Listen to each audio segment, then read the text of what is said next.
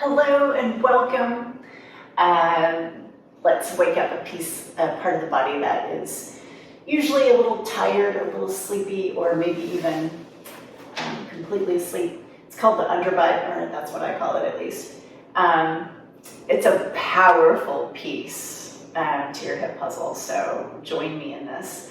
I'm going to show you where it is first, and I'm going to show you in two different ways of where it is.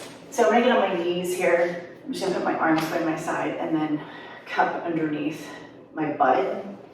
And then in this position, which is where we'll be working today, we're going to grab underneath.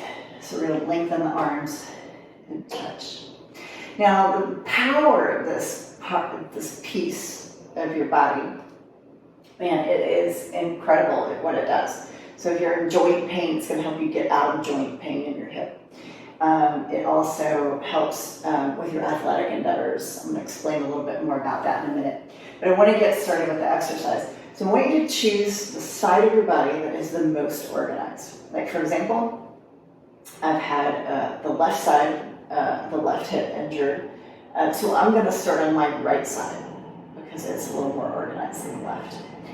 So I'm going to squeeze and relax. Squeeze and relax the underbutt part. So if you need to touch it, go ahead and reach those arms down and hold it, and then see if you can figure out some muscle activation there. And you might be like, is it happening? Is it working? Am I doing it? And if you have that question mark, then you're in a really good spot, because that means it is in the process of waking up. So we're going to keep squeezing and relaxing. And I want you to look for this. So when we isolate a muscle, what we have to do is make sure that all of the other muscles around it that usually in your movement do the work for this piece of muscle. So you have other areas and maybe even the joint doing some work for this piece of muscle.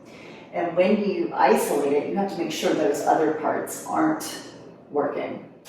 So what we're going to do now is look for the big part of gluteus maximus, the big main part of your butt. You don't want that to contract and relax. So if you're contracting and relaxing and you feel that big part of gluteus maximus that's on the floor contracting, reduce how much you're contracting.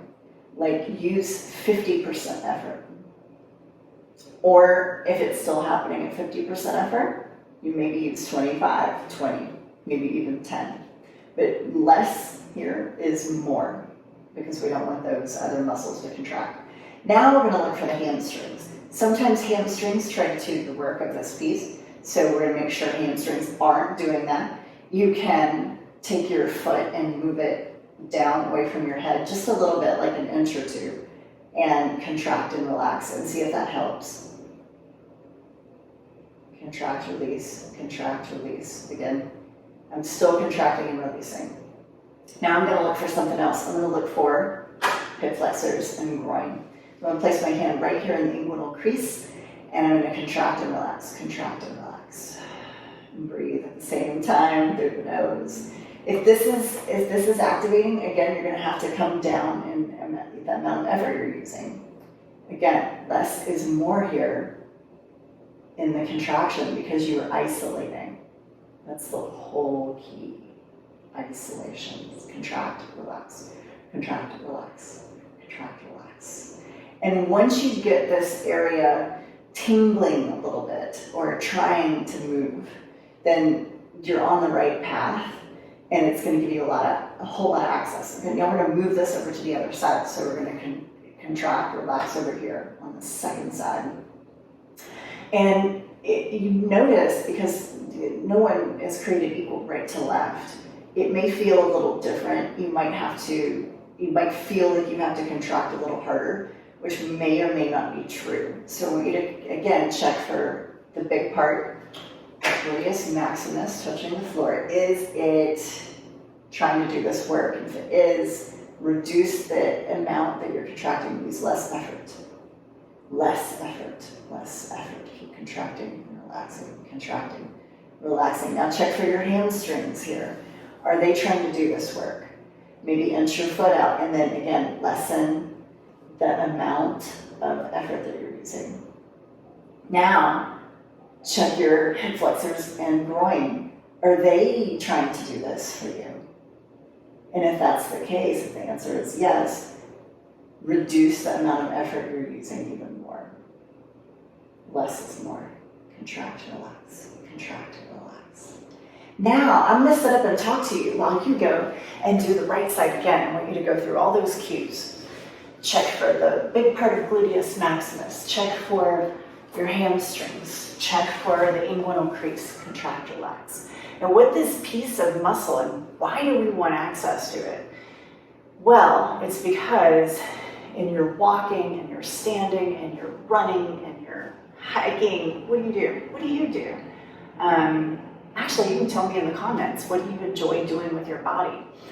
This part of your body, like let's say you're hiking up a hill, it's going to have you kind of like lift up the hill a little bit better. If you're pushing off into a run or a walk, you're going to push off with this part of the muscle, and your stride is going to be better, smoother, more skilled, more highly functioning.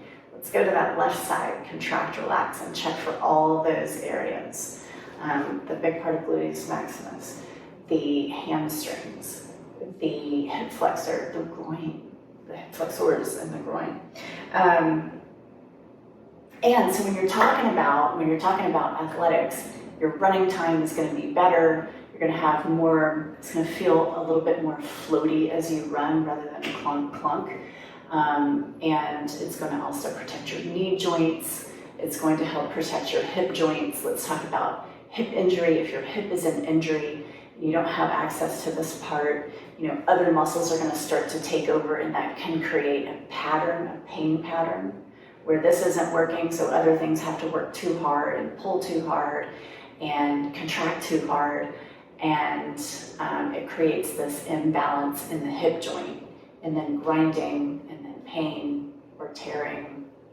We don't like that. It doesn't sound good. It doesn't even sound good, and it doesn't feel good. And so when you have this access to this piece of muscle, when you do even simple tasks like walk or bend over and pick something up off the floor, or bend over and shift your laundry from the washer to the dryer, this muscle helps with all of those tasks so that your joint doesn't grind as much, so that you don't have that takeover pain pattern. So it's everyday activities, but it's also your sports. Anyway, this is a really powerful piece, and I invite you to play with this exercise. And if you're an athlete especially, next time you go for that walk, run, hike, whatever you're doing, bike, try this activation exercise first, and notice the difference during your activity, during your tennis lesson, during your golf session, and let me know how it goes in the comments. My name is Allison. It's always a pleasure to be with you, and have a really great day. Okay, bye.